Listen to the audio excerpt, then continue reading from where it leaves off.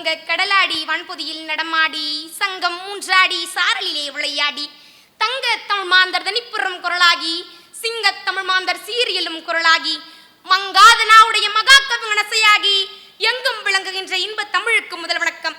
இங்கு இருக்கும் அனைவருக்கும் சிறந்தாழ்ந்து வணங்கி என் உரையை துவங்குகின்றேன்.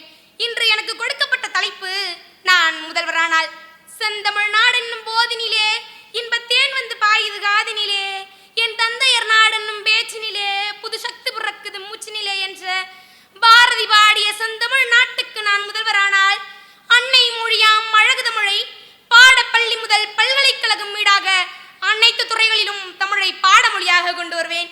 அது மட்டுமல்லாமல் மருத்துவம், விஞ்ஞானம், அறிவியல் ஆகிய அனைத்திலும் தமிழை பயிற்று மொழியாக கொண்டு வருவேன். தமிழன் என்று சொல்லடா, தலை நிமிர்ந்து நல்லடா என்று தமிழரின் வறுமையை தரணி எங்கும் பறைசாற்றி உலக அரங்கில் தமிழரை முன்னிலைப்படுத்தி பெருமைப்படுத்துவேன். நீரின்றி அமையாது உலகினின் யார் யாருக்கும் வானின்றி அமையாது ஒழுக்கு என்பது திருவள்ளுவரின் வாக்கு. அதற்கேற்ப தண்ணீர் தண்ணீர் தண்ணீர், இன்று எங்கு பார்த்தாலும் தண்ணீர் பிரச்சனை தான். எனவே தண்ணீர் பிரச்சனையை முடிக்க ஊர்கள் தோறும் சென்று சிக்கன வழிமுறையை ஏற்படுத்துவேன்.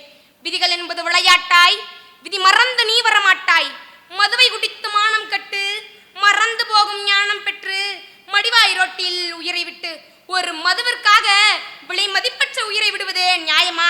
போதைப் பொருட்களில் மது மட்டுமா இருக்கிறது? கஞ்சா, கொக்கைன் போன்ற பல்வேறு போதைப் பொருட்களால் தான் இன்று இளைய சமுதாயமே சீரழிந்து கொண்டிருக்கின்றது. நம் இளைஞர்கள் தான் எதிர்காலம் என்று நினைத்துக் கொண்டிருக்கிறோம்.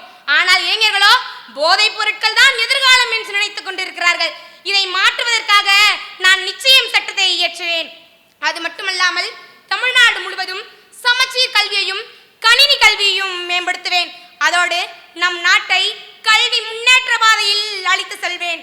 நம் இயற்கைக்கு கேடு தரும் பல்வேறு வகையான தொழிற்சாலைகளை மூடி அதற்கு இணையான மற்றொரு தொழிற்சாலையை உருவாக்கி நம் நாட்டை பொருளாதார முன்னேற்ற பாதையிலும் அழைத்து செல்வேன்.